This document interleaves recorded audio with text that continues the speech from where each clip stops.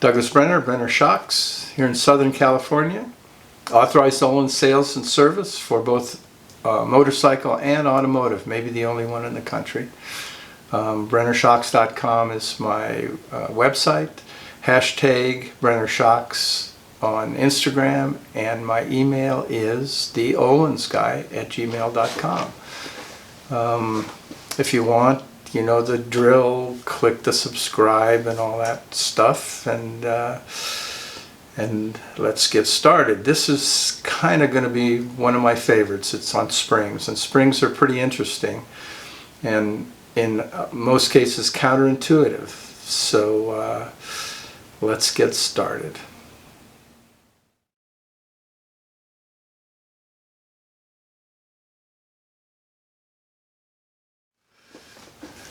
Well, there's lots of different kinds of springs. If you want to know, this is the book, Mechanical Springs by A.M. Wall.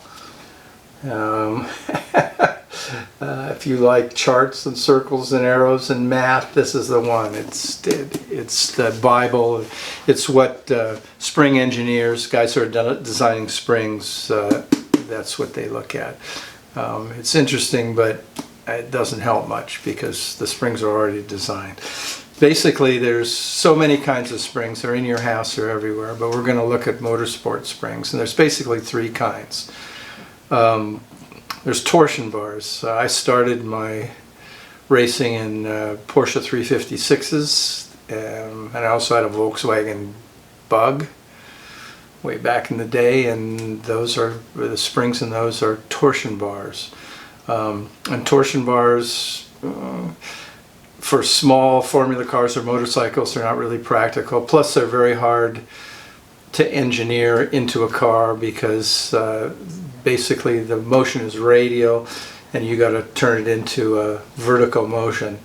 And any kind of preloading and stuff takes a lot of little engineering stuff, you know, to get it to work right. So you don't see them too much. You might see them, I don't know, maybe sprint cars have them, I'm not sure. And also torsion bars are used for anti-roll bars in a lot of applications. But for what we're doing, I don't think it's real pertinent. The next kind is leaf springs. Now, leaf springs have been around forever. Well, not forever, but for a while, because they were on wagons. If you look at an old horse-drawn wagon, they had leaf springs. And early race cars, this Bugatti 35 had leaf springs. And basically, leaf springs are really interesting. And the way you stack the springs, you can do all kinds of things with them, but they take a lot of space and they're heavy. I think Hyperco makes some carbon ones for like Corvettes and things. There are leaf springs in my pickup truck, and they're around and they're really neat, you know, but they just, for motorsports, they're not ideal. So what we're talking about is a coil spring. Most motorsport applications use a coil spring. Okay, here we have an assortment of coil springs. Fork spring. These are off a motorcycle with a single shock. This is off a motorcycle with twin shocks.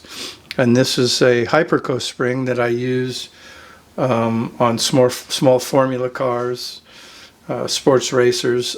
Basically, when I can't find an Ohlins spring in the size and rate that I need, because they don't usually make them in the sizes that fit small formula cars. So what is rate? That's the first thing. Spring rate. Spring rate is just the amount of deflection at any given weight. You put 100 pounds on here or 50 newtons, and how far does it deflect? There's a couple conventions, 2 or 3. There's kilograms per millimeter, which I don't use at all. There's newtons per millimeter, which I use because I'm an Ohlins guy, and they all come like that. And then there's pounds per inch. I'll put up right now the conversion for those. They're easy to convert.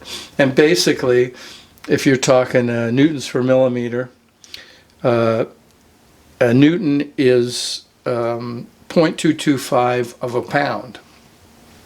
So there's 4.45 newtons per pound. And if we put 57 newtons, so this is a 57 newtons per millimeter spring. If we put 57 newtons on that, it'll go down a millimeter. Inches, like this is a 200-pound spring. If we put 200 pounds on the top of that, it'll go down an inch. And there's 25.4 millimeters per inch. So there you go, there's all the math. So basically that's what a spring rate is. So now let's get into some fascinating features of springs. So there are many reasons why coil springs are kind of prevalent. And one of the reasons is it's very flexible, both figuratively and literally. You can have many lengths, widths, rates, and they're compact, easy to put in small spaces, or as coilovers, which I'll discuss my feelings about coilovers. So when you go to design a spring, how do you manipulate the rate? Well, there's a bunch of ways, not a bunch, but a few. And the first thing you got to realize is this spring is just a straight piece of rod all twisted around. So if you took that spring and you pulled it until it was one straight piece of round bar stock, it would tell you a lot about what the rate is. The longer the piece of bar stock, the softer it is, the easier it is to twist or bend. The bigger the diameter of the bar stock, the harder it is to twist and bend. So basically, when you're looking at a coil spring, you want to look at a couple things. How big is the wire? What's the diameter of the wire? How many coils? And what's the length? Now, intuition says the bigger the diameter of the wire, the stiffer the spring will be, which makes perfect sense. But the thing that's counterintuitive, at least to me, maybe not to you, but to me, is if you have a spring with this same spring with like half the coils, it was wound half. I'd love to give you an example, but I can't find any. You'd think, well, that's a softer spring because it doesn't have as many coils. And it's quite the opposite. It's a stiffer spring. Because basically, if you took it and pulled the wire out, it would be shorter, which means it would be stiffer, harder to bend, harder to twist. So it's the same with the diameter of the spring. A smaller diameter spring would be a heavier spring than exactly the same spring with the same wire and the same amount of coils that's bigger in diameter. And to me, that's pretty counterintuitive.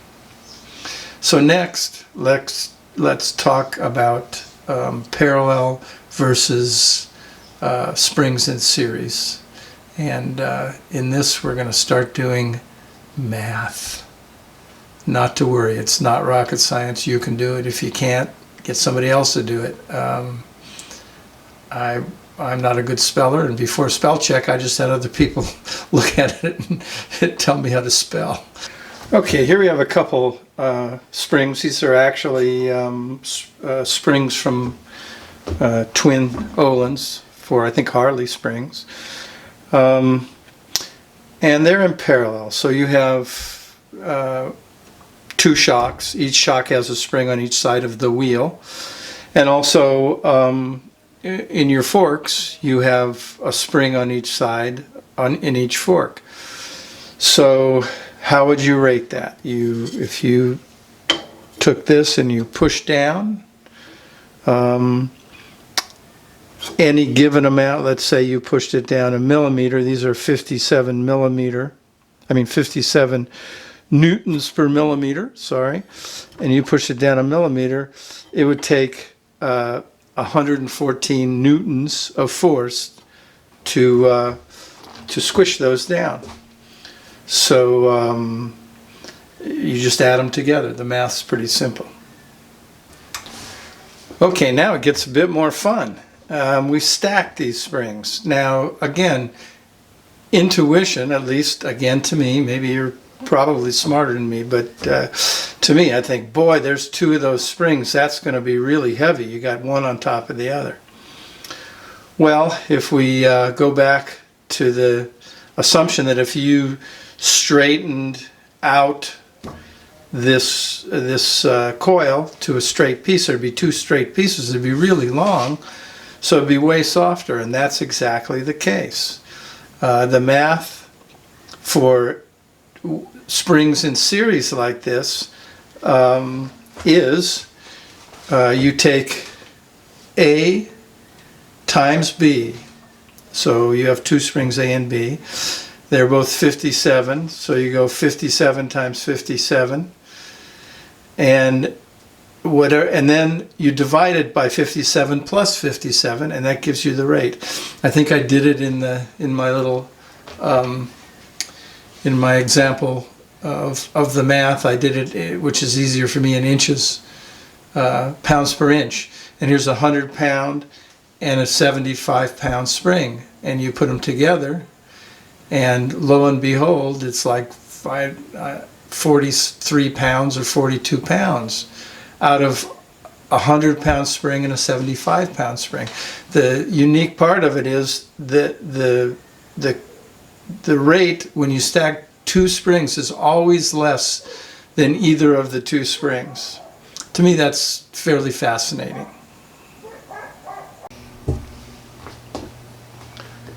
Okay, I'm going to do a little bit on progressive springs, which I find no use for, especially if you're doing track days and racing. There's no use I can see for them, and on the street I can see no use. But then that's just me. So what we're doing here is to give you an example of a progressive spring. I did a Yamaha forks and took out the stock fork stuff to put in an Ohlins kit, and sure enough, progressive springs in the forks. I don't know what they're trying to hide or trying to do, but that's just me again. And you can always tell, you'll see a spring, if the spring on the back of your motorcycle or springs, if it's twins, that there's a difference in how far apart the coils are. Like part of them, the coils are closer together than the other. That's a progressive spring. And basically it works like this, although we've stacked two springs here to show you. Let's imagine this is a 50-pound spring, this is a 100-pound spring. The rate on that, if you do the math we just did, it's 33 pounds. It's a 33-pound spring. It takes 33 pounds to move it an inch. So because this is a softer spring, and on a progressive spring that's the coils are wound closer, what'll happen is those coils will bind before the wider ones. But here, let's say we keep compressing this. Pretty soon this 50-pound spring, depending on the length and other factors, will bind. All these coils will hit each other, and it's no longer a spring, it's just a spacer. At that point, the rate goes up from 33 pounds to 100 pounds. So you're riding along, you're driving along, and you get a big bump, or you're going through a corner, and you have enough force to get this spring to collapse, or in your progressive spring to get those coils to come together. All of a sudden, the rate rises like crazy. And they can do them, they can wind them, a little more, a little less, a little, you can wind it so it's not quite so critical, but I just don't see the reason for it. But anyway, when you see that, that's what it is. And when the coils bind, whatever coils are left, that's the spring rate. And we now know that the less coils, the heavier the spring.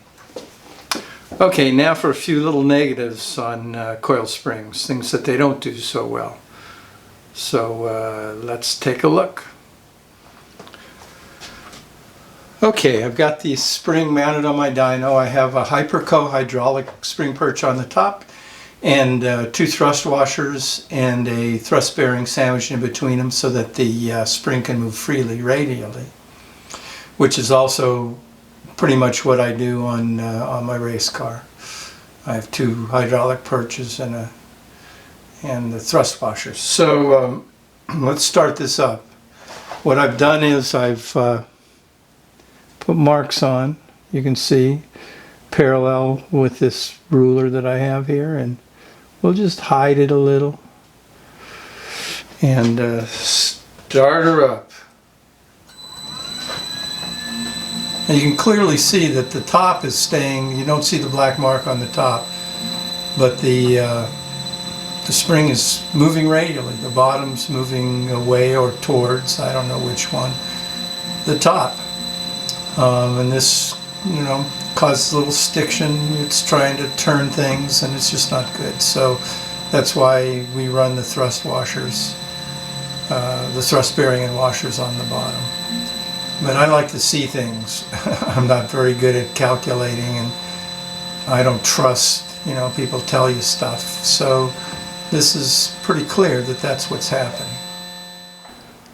Okay, here's a demonstration of how the top and the bottom of the spring moves out of parallel. They move out of parallel with each other as the spring's compressed.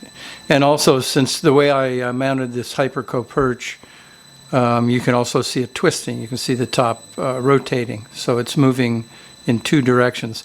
And this causes stiction on the shaft. You can imagine when that spring tries to move out of parallel, it's trying to bend the shaft too, and you're getting stiction.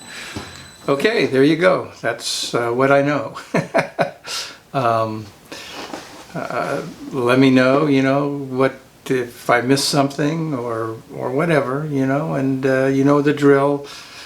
Hit subscribe and all that stuff. And if you're friends, depends. If you have a competitor you don't want to know, you want to have a little more information, don't share. But it'd be fun to share with your friends and compatriots some of these videos, hopefully, if I did them right anyway. So it's BrennerShocks.com, #BrennerShocks, theohlinsguy@gmail.com.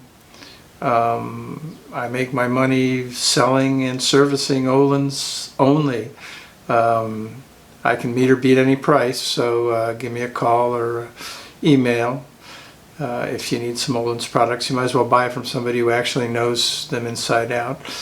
And if you need service, just pop it in UPS, FedEx, whatever, or bring it over if you're in Southern California, and I'll turn them around real fast. I stock pretty much every service part, and if it's damaged, usually I can fix it, but it takes maybe 3 weeks because sometimes you got to get the stuff from Sweden, but that's about the worst it could be. So thanks again, and I'll try to have something hopefully interesting next Monday. So thanks again.